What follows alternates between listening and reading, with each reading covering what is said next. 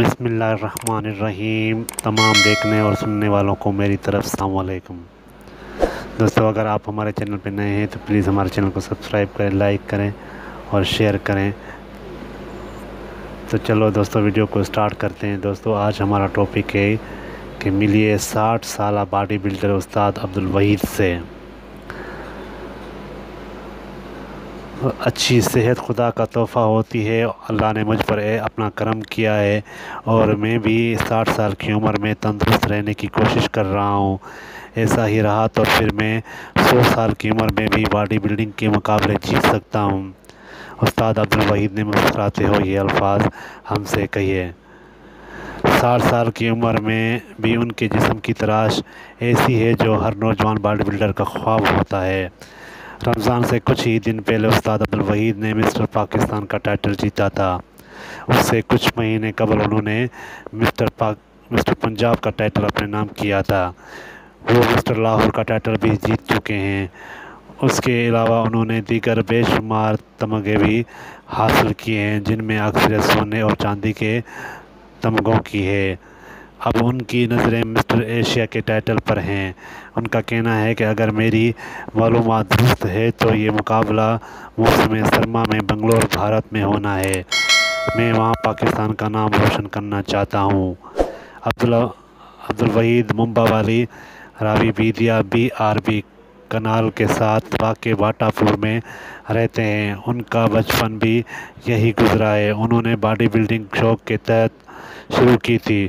انہوں نے ہمیں بتایا کہ میں 16 سال کی عمر میں باڈی بلڈنگ شروع کی تھی، لیکن اس وقت مجھے مقابلوں سے کوئی دلچسپی نہیں تھی۔ میں جم میں صرف ویٹ لفٹنگ کے لیے ہی جاتا تھا، لیکن 20 سال قبل میرے شاگردوں نے زور دیا کہ مجھے مقابلوں میں ہی بھی شرکت کرنی چاہیے۔ شاگردوں سے ان کی مراد وہ نوجوان ہیں جن کی انہوں نے تربیت کی ہے۔ کئی برسوں تک مختلف نجی باڈی بلڈنگ کلبوں میں تربیت دینے کے بعد استاد عبدالوحید نے ایک دوست کے ساتھ مل کر نیو باڈی گریس جم کے نام سے اپنا جم کھول لیا اور وہ خود بھی یہیں ٹریننگ کرتے ہیں۔ ان دنوں استاد عبدالوحید منہ اندھیرے ہی اپنے گھر والوں کے ساتھ سیری کر لیتے ہیں اور پھر فجر کی نماز ادا کر کے GT روڈ پر واقع اپنے جم اور ٹریننگ سینٹر چلے جاتے ہیں۔ میں نے ان سے پوچھا کہ کیا وہ سحری یا ناشتے میں سالم بکرے کھاتے ہیں یا کئی لیٹر دودھ پی جاتے ہیں، تو انہوں نے نفی میں سر ہلاتے ہوئے کہا کہ میں کوئی پہلوان یا ریسلر نہیں ہوں۔ ہم دکھاوے سے زیادہ تن سازی پر توجہ دیتے ہیں۔ ہماری خوراک میں زیادہ تر کیما، دالیں، دلیا، دودھ، دہی، انڈے، سلاد اور پھل یا خشک میوے شامل ہوتے ہیں۔ ان چیزوں کو بھی ہم دن بھر میں 6 یا 7 حصوں میں تقسیم کر کے کھاتے ہیں اور درمیان میں آرام اور ورزش بھی کرتے ہیں۔ جم میں انہیں استاد یا پھر ان کی سفید داڑھی کی وجہ سے بابا کہا جاتا ہے۔ ان کی کوشش ہوتی ہے کہ زیادہ سے زیادہ نوجوان اس صحت مند سرگرمی کو اختیار کریں۔ ان کا کہنا تھا کہ یہ خوراک سستی نہیں ہے، نہ ہی ٹریننگ اور مشینیں سستی ہیں۔ ایک عام کلب کی ماہانہ فیس بھی تقریباً 40,000 روپے کے آس پاس ہوتی ہے، لیکن میرے جم میں جو شخص جتنا دے سکتا ہے میں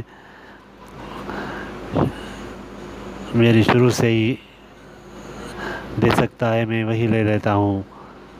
میری شروع سے ہی کوشش رہی ہے کہ نوجوان کو نشے اور شراب جیسی بری عادت سے بچایا جائے۔ بہتر یہی ہے کہ وہ کسی مثبت چیز پر پیسے خرچ کریں۔